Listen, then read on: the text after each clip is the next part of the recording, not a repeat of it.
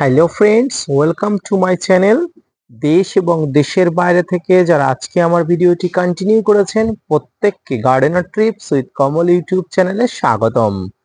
তো ফ্রেন্ডস, আজকের ভিডিওটি আপনার কাছে খুবই গুরুত্বপূর্ণ হতে যাচ্ছে।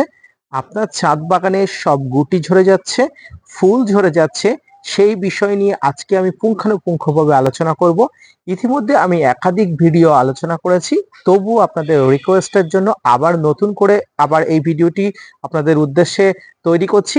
তো আজকের ভিডিওটি না স্কিপ করে কন্টিনিউ করবেন, তাহলে ছাদ বাগানে আপনার লেবু এবং গুটি ঝরে পড়ার সম্পূর্ণ তথ্য আপনি আজকের এই ভিডিও থেকে জানতে পারবেন। তো আপনারা দেখছেন আপনাদের প্রিয় YouTube channel gardener trips with Kamal. তো ফ্রেন্ডস, প্রথমেই বলি, লেবু গাছে সাধারণত ফুল আসা শুরু হয় নভেম্বর-ডিসেম্বর শেষ দিকে। মাল্টা, মুসম্বি, কমলা সমস্ত লেবু গাছের একই পরিচর্যা। এই সময় আমাদের কাছে প্রচুর পরিমাণ ফুল এসছে। শীতের সময় জল কমিয়ে দিয়ে আপনারা গাছে প্রচুর পরিমাণ ফুল নিয়েছেন। ইতিমধ্যে কোনো গাছে গুটি সেটিংও হয়ে গেছে। তো এবারে আপনাদের জানতে হবে যে জানুয়ারি থেকে মাল্টা, মুসম্বি লেবুতে ফুল আসে। ফেব্রুয়ারি মাসে আসে কমলা লেবু ও জাতীয় লেবু গাছে সম্পূর্ণ গাছে ফুল আসে। এই সময় ফুল ও ফল সেট হওয়া, গুটি ঝরে পড়ে যাওয়া, এটা কি করে আটকানো যায় তাই নিয়ে আপনাদের আজকের ভিডিওটি। তো সর্বপ্রথম বলি যে ফুল ঝরে পড়া এবং গুটি ঝরে পড়া, এটি কি সত্যিকারের কোনো প্রতিকার আছে? এর সত্যিকারের কোনো সলিউশন নেই, কিন্তু কতগুলো বিষয় আছে যেগুলো আপনারা যদি সঠিকভাবে মেনে চলেন তাহলে আপনাদের কাছে গুটি ঝরে পড়ার পাশাপাশি ফুল ঝরে পড়ার কিছুটা পরিমাণ আপনারা উপশম করতে পারবেন। তো প্রথমে, শীতের আগে যদি আপনি গাছের করতে পর্যাপ্ত খাবার দিয়ে থাকেন, তবে এই সময় আপনার গাছে পর্যাপ্ত ফ্রুট সেটিং হবে। তার কারণ, আপনি যদি শীতের আগে খাবার দিয়ে থাকেন, তাহলে গাছে পর্যাপ্ত পরিমাণ এনার্জি থাকবে এবং গাছে সেই ফল ধরে রাখার মতো ক্ষমতা অবশ্যই গাছে রাখবে।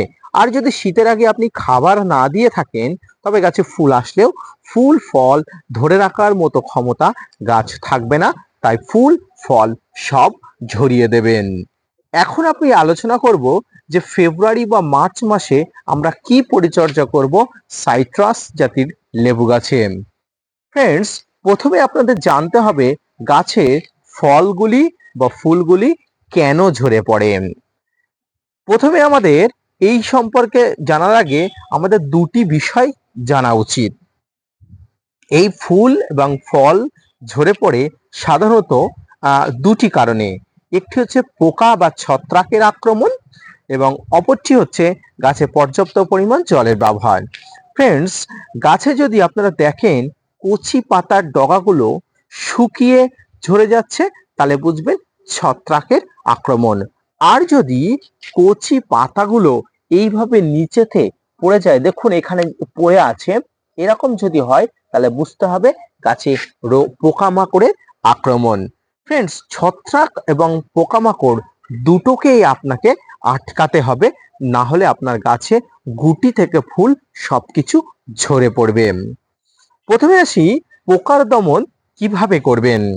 এই সময় সবচেয়ে ভালো হবে ইমিডাক্লোপিড ও কার্বনডাজিম এবং ম্যানকোজাইব গ্রুপের ছত্রাকনাশক, যেটি সাব ও স্প্রিং নামে পাওয়া যায়, এবং ইমিডাক্লোপিড প্রতি লিটার জলে 1/2 মিলি ও ছত্রাকনাশক যেটি আমি বললাম কার্বনডাজিম বা ম্যানকোজাইব গ্রুপের সাব বা স্প্রিং হতে পারে, বা বাংলাদেশি বন্ধুরা আপনারা ম্যানসার্ট নামে পেতে পারেন।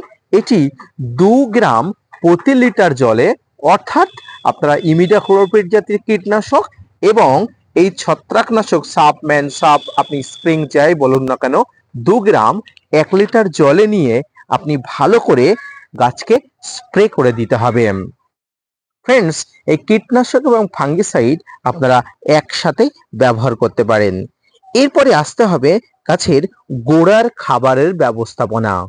যখন গাছে ফুল আসে, সেই ফুলগুলোর পরাগ মিলন বাড়ানোর জন্য আপনাকে পর্যাপ্ত পরিমাণ খাবার দিতে হবে, এবং এই খাবারগুলো এমন খাবার দিতে হবে যাতে গাছের পুষ্টি বৃদ্ধি সঠিকভাবে পায় এবং ফুলগুলো যাতে সঠিকভাবে খাবার পেয়ে বেড়ে ওঠে, ঝরে না পড়ে।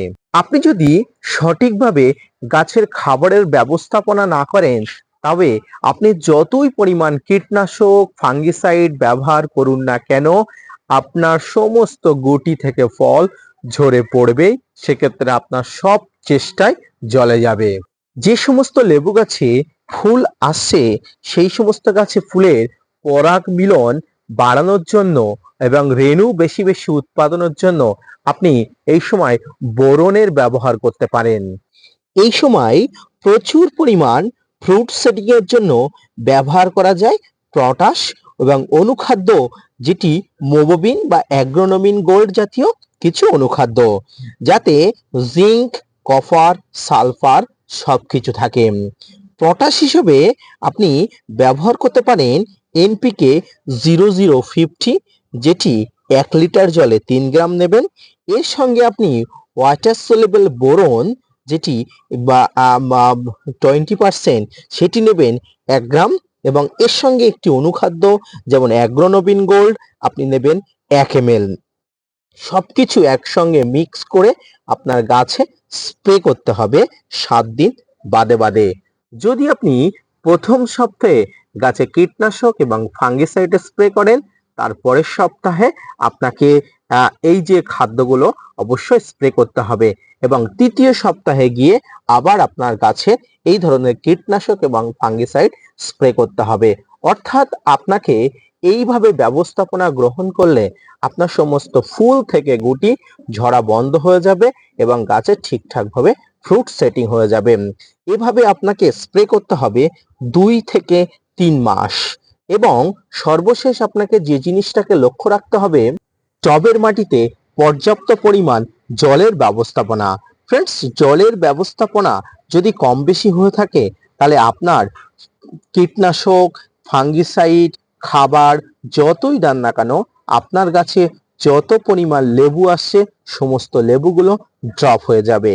কারণ এই সময় গাছে কীটনাশক ফাঙ্গিসাইড যতই দেন না কেন, যদি জলের স্ট্রেচ গাছকে দেন, গাছ চিন্তিত হয়ে পড়বে, তারপরে সমস্ত ফুলগুলো এবং ফলগুলো ড্রপ হয়ে যাওয়ার সম্ভাবনা থাকে।